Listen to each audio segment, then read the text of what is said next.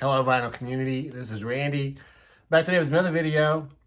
Today I'm going to continue on with my countdown of favorite albums by album title. So what I'm doing is going through the alphabet, and for each letter I'm considering each album that I have in my collection that starts with that letter. So for A, any album title that starts with the letter A was considered. And I'm just choosing 10 favorites and showing those for the alphabet, for each letter of the alphabet. And so far I haven't been including any jazz records, or it's all been strictly rock-oriented records, and that's going to continue today for the letter E, but that may change in the near future, so we'll see what happens with that. But I'll probably start including some jazz, maybe some soundtracks, easy listening, stuff like that, just everything, I guess. So. But anyway, starting today with the letter E, when I start with favorites, there's an alphabetical order, not necessarily a top 10 countdown. Early recordings by Opal. The early part is covered up by this price tag. Opal is Kendra Smith and Dave Roback. Dave Roback had been in Rain Parade with his brother Steve Roback, and then he left after Emergency Third Rail Power Trip and formed this band with Kendra Smith. And so it's basically the two of them, and this is their second album. The first one was called Happy Nightmare Baby. This one is much more of an acoustic album, still psychedelic sounding, but more acoustically oriented. So yeah, Empty Box Blues, She's a Diamond. Yeah, kind of psychedelic sounding. And there's some pictures of them working on the record. This is a 1989 record. It is on Enigma Records. Early recordings. Next, Easter Everywhere. This is Easter Everywhere by 13-4 Elevators. The album looks like. This record came out in 1967, 13-4 Elevators, a psychedelic rock band from Texas. And this is a reissue from just a couple of years ago on Charlie Records. I think it's on Charlie Records. The label still says International Artist, but it's been reissued. So, and this sort of tells the story of all the recordings and stuff. There's some cool pictures over there. So Rocky Erickson, of course, the main guy, and 13-4 Elevators, and once again definitely a psychedelic sounding band. There's the inner sleeve. There's the lyrics. This is their second album. And International Artist Records. That's very dark green. This is actually a 2-record set, so it comes with a mono and stereo version. So, yeah, really good. Well, I thought it was really good reissue. So, yeah. Oh, I was going to say that if I had the vinyl for it, Patti Smith's Easter might have made it. Probably would have been one of my choices. Those first 4 Patti Smith albums, Horses, Easter, Radio Ethiopia, and Wave, all 4 of those just excellent. But I don't have any of them on vinyl anymore, so you won't be seeing any of those. Next up, alphabetically, is Eat It by Humble Pie. Let's do a video all about this album on a Time-Tested Records video. So obviously this is one of my favorites, and I've shown this a couple of times. Comes with this booklet on the inside. Falling out there. Not quite out though. So anyway, it comes with this booklet on the inside. Just has some cool pictures of the band. So yeah, I just recently showed this one in another video. So this is a fantastic Humble Pie record from 1972. This is the one where there's a 2-record set, and each side is kind of different from the other side. So there's kind of like a blues side, a straight ahead rock and roll side, an acoustic side. So, A&M Records. Electric Music for the Mind and Body. Electric Music for the Mind and Body by Country Joe and the Fish. Fantastic psychedelic record. This has one of the most psychedelic sounding songs I think I can think of, and that is section 43. The last song on side 1. It's an instrumental song. They used it in the movie Monterey Pop. Showed them on stage playing. Showed some scenes from around the festival. Extremely trippy sounding. So this is a 1967 album.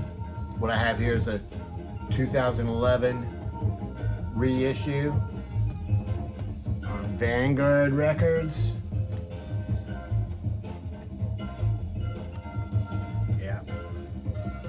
Country Joe and the Fish. Band from Berkeley, California. Here's one. This was probably the toughest one. I just wasn't quite sure if I wanted to include this one or not, but I finally decided to go ahead and include it just because of the song Seven Nation Army, which has just become such an anthem and everything. So this is Elephant, the White Stripes Elephant album. This is a record from 2001 and 2003. This is on V300 Records. So Jack and Meg White there. So yeah, that one song, the song that opens the album, Seven Nation Army, has become like a sports anthem now. This one is on red vinyl. Interesting inner sleeve with the lyrics. Not sure what this photo is all about. More lyrics. The other record is on white vinyl. So red and white, sort of the White Stripes color motif, I suppose. Yeah. Next up, one I talked about just a second ago, Emergency Third Rail Power Trip. I tell you, Dave Roback is really one of my favorites. I did an entire video about Dave Roback too a couple of years ago, so he's really one of my favorites. And I almost included the album Rainy Day, which is a Dave Roback project. I didn't include that one. But this is the Rain Parade, so this is when Dave was still working with his brother, Stephen Roback, 5 people in the band at that time. So yeah, this is part of the Paisley Underground, 1984, I think is the year that this one came out. Yeah, 1984. This came out on Zippo Records in Europe and Enigma Records in the United States. So yeah, Psych album, cool. Gatefold sleeve. I think this was reissued just a couple of years ago. There's the track listing. Each song is fantastic. I mean, they're all just very psychedelic sounding, and yeah, fantastic album. Rain Parade. English Settlement. XTC. This is their second album that's been in my alphabetical countdown so far. Drums and Wires was for D. So this is the American version of the album, which came out on Epic Records. I think it was probably on Virgin in the UK. It was a 2-record set. In the UK, I think they got 15 songs, and we only got 10. So I don't know what went into making that decision. I really should probably upgrade someday so I can get those other 5 songs. I have one of them on the flip side, something about a cockpit or something like that, on a B-side single, but there's 3 or 4 songs that I don't have. But yeah, XTC, a British band from the late 70s, early 80s, well, right on up through the 2000s, I think they played. And power pop, I think, or maybe they were considered to be new wave, or maybe even a little bit punk. I'm not sure what they were classified as. Probably indie, maybe indie rock. Power pop, though, probably more than anything else. So English Settlement, fantastic. This has Runaways on here, Ball and Chain, which somebody was just showing that. Oh, it was Brian, Embryonic Robot, showed that 10-inch single recently. I have that on a 12-inch single. And Since It's Working Overtime is another one that I have. Well, no, I guess it's called Five Senses is another EP that came out near the same time. So, yeah, it's fantastic. Fantastic album. So, XTC. Europe 72. Grateful Dead. It's a live album, 3-record set from when the Dead were touring, but inside they didn't go all out. Yeah, not too much artwork there. There's the some information, the track listing and stuff like that. It's the back cover. So, 3-record set documenting their tour of Europe in 1972. And one reason that I include this is, well, I mean, I don't really have any rules about including live albums or compilation albums or greatest hits albums, but this one actually has several songs on it, like they do really with, I think, all their live albums that were not on any studio albums. So the versions that are on this album are sort of considered to be the, I guess you would say, the definitive versions. They were not ever released in studio form. So, for instance, Come On Blues, I guess was one. I think, let's see, what would it be? Brown Eyed Women? Is that on here? Is that the first time that's played? Ramble on Rose.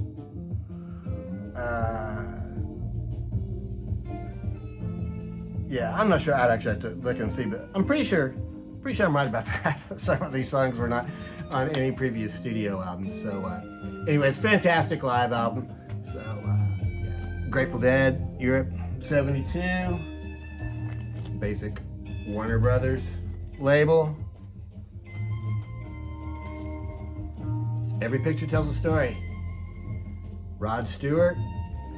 This is when he was recording for Mercury Records, and pretty much when he was a member of the Faces.